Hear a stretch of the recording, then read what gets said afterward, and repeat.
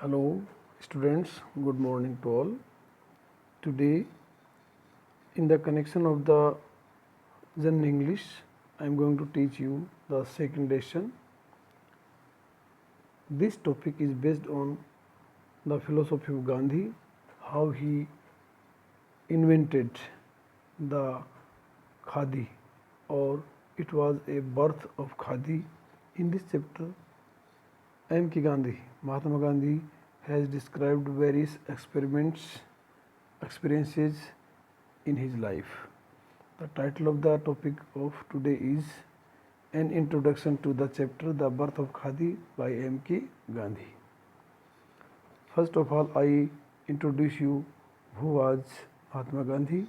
As everyone knows, Mahatma Gandhi became of Mohandas by name of Mohandas Karamchand Gandhi, born October 2nd, 1869, Porbandar, India, and he died January 30, 1948 at Delhi. He was an Indian lawyer, politician, social activist and writer who became the leader of the nationalist movement against the British rule of India. As such, he came to be considered the father of his country. Gandhi is internationally esteemed for his doctrine of non-violent protest, satyagraha, to achieve political and social progress. He is known as the father of country. Bapu.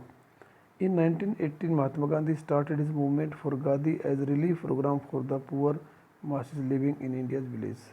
The main purpose of starting Khadi was to provide a relief for the poor people who were living in the villages.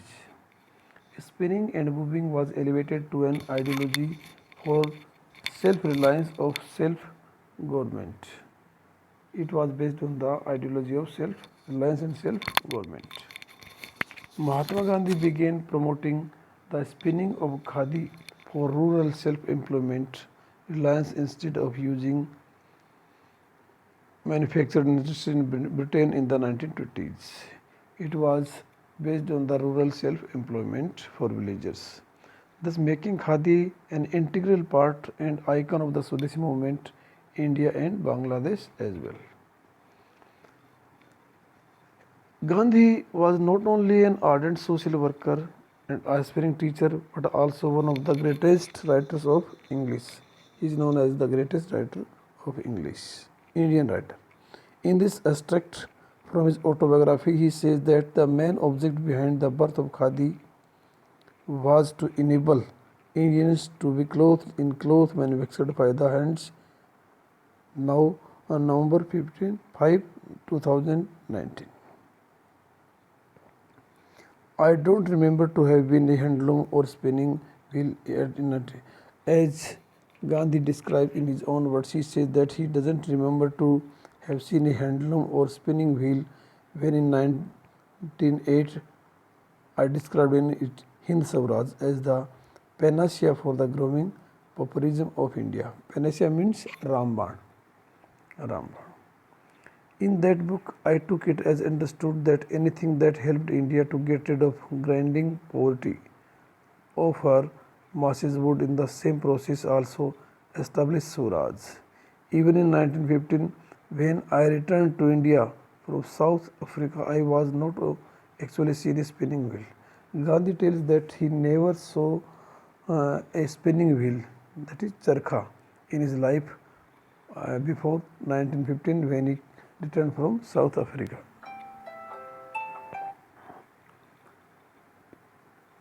When the Satyagraha Ashram was founded at Sabarmati, we introduced a few handlooms there, but no sooner had we done this than we found ourselves as up against a difficulty. All of us belonged either to the liberal professions or to business. Not one of us was an artisan.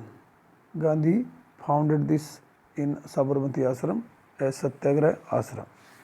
We needed a weaving expert to teach us to weave before we could work the looms. One was at least procured from Palanpur, but he did not communicate to us the whole of his art. But Maganlal Gandhi was not to be easily baffled Possessed of a natural talent for mechanics, he was able to fully master the art before long, and one after another, several new weavers were trained up in the ashram. Gandhiji tells us that two or three people were called to train the people in this matter, and Mahalal Gandhi and others approached there. As we have seen that the text in the essay that is very important for the passage, I read somehow, the object that we set before ourselves was to be able to clothe ourselves entirely in cloth manufactured our own hands. We therefore discarded the use of mill woven cloth. It means Gandhiji emphasized on the use of Swadeshi, native things. अपने ही काम पे जोर दिया जाना, न कि विदेशी चीज़ों पे या फैक्ट्रियों पे. All the members of the ashram resolved to wear hand woven cloth made from Indian yarn only. The adoption of this practice brought us a world of experience. It enabled us to know from direct contact the conditions of the among the weavers, the extent of their production, the handicaps in the way of their obtaining their yarn supply, the way in which they were being made victims of fraud, and lastly the ever growing indebtedness. We were not in a position immediately to manufacture all the clothes for our needs. The alternative therefore was to get our clothes supply from handloom weavers. But ready-made cloth from Indian mill yarn was not easily obtainable either from the cloth dealers or from the weavers themselves. All the fine cloths woven by the weavers was from foreign yarn. Since Indian mills did not spin fine counts, even today the outturn of higher counts by Indian mills is very limited. While highest counts they cannot spin at all, it was after the greatest effort that we were at last able to find some weavers who condescended to weave Swadeshi yarn for us and cloth woven from mill yarn as our wear and propagating it among our friends. We made ourselves voluntary agents of the Indian spinning mills. This in its turn brought us into the contact with the mills and enabled us to and more to weave the yarns spun by them. Their cooperation with the handloom weaver was not willing, but unavoidable and temporary. We became impatient to be able to spin our own yarn. It was clear that until we could do this ourselves, dependence on the mills would remain. We did not feel that we could render any service to the country by continuing as agents of Indian spinning mills. Gandhiji says that it was based on the capacity of Indian weavers who could spin from Indian mills, and they were ready not to depend on foreign mills. So they tried to spin the handloom from Indian people. No end of difficulties again faced us. We could get neither spinning wheel nor spinner to teach us to how to spin. We were employing some wheels for filling peons and bobbins for weaving in the ashram, but we had no idea that these could be used as spinning wheels. Once Kalidas Jhaveri discovered a woman who he said would demonstrate to us how spinning was done. We sent to her a member of the ashram who was known for his great versatility in learning new things, but even he returned without wresting the secret of the art. Now the name of person Kalidas Jhaveri comes, he has to come there for demonstration. So the time passed on and my impatience grew with the time. I applied every chance visitor to the ashram who was likely to possess some information about hand spinning with questions about the art. But the art being confined to women and having been all but exterminated, if there was some stray spinner wheel still surviving in some obscure corner, only member of that sex was likely to find out her whereabouts. So the person has to be approached there for the training. In the 1970, was taken by my Gujarati friends to preside at the Broth Educational Conference. It was here that I discovered that remarkable lady Ganga Ben Majumdar.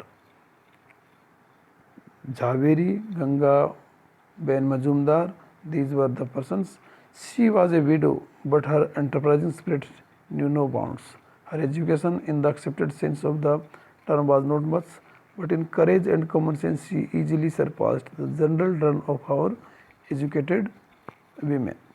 She had already got rid of the course of untouchability and fearlessly moved among and served the separate classes. She had means of her own and her needs were few. She had a well seasoned constitution and went about anywhere without an escort. She felt quite at home on horseback. I came to know her more intimately at the Godhra conference.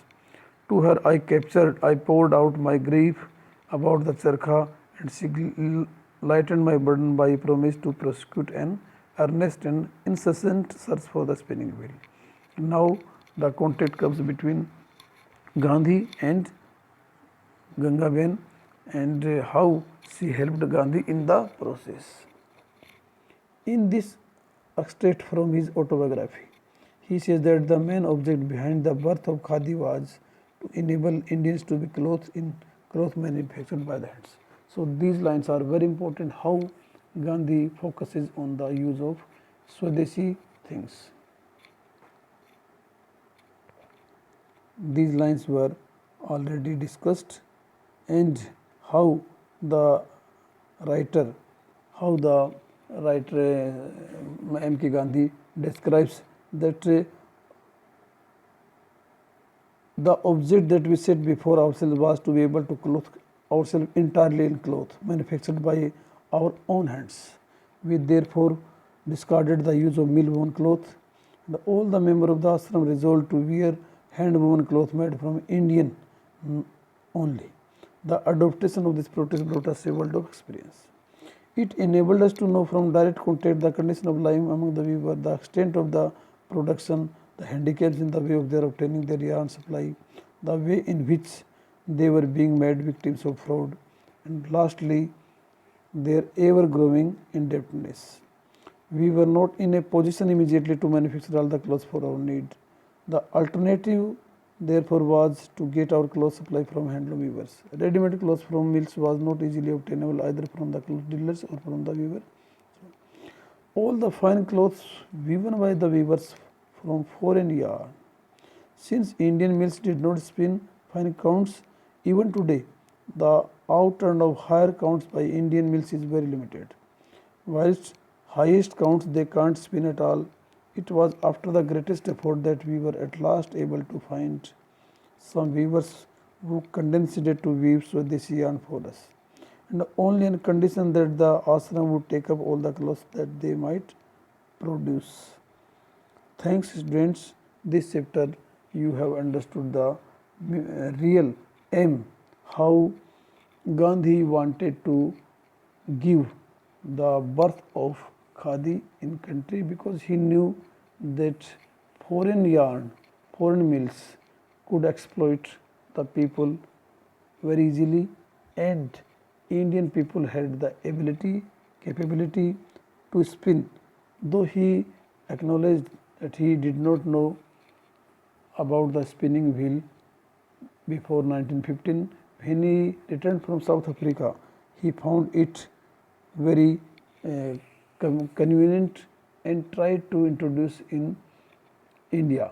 He started it from Sabarmati Ashram, Satyagraha Ashram, with the help of Majumdar and other people, Jhaveri, etc. He got success, and he tried to convince the people that native things are better than the foreign things. And in this chapter, Gandhiji's outlook regarding the Swadeshi movement has been successful one. He has tried to find out a new discovery, in the sense that charkha as a weapon for the Indian rural people who could earn their living very easily. Thanks.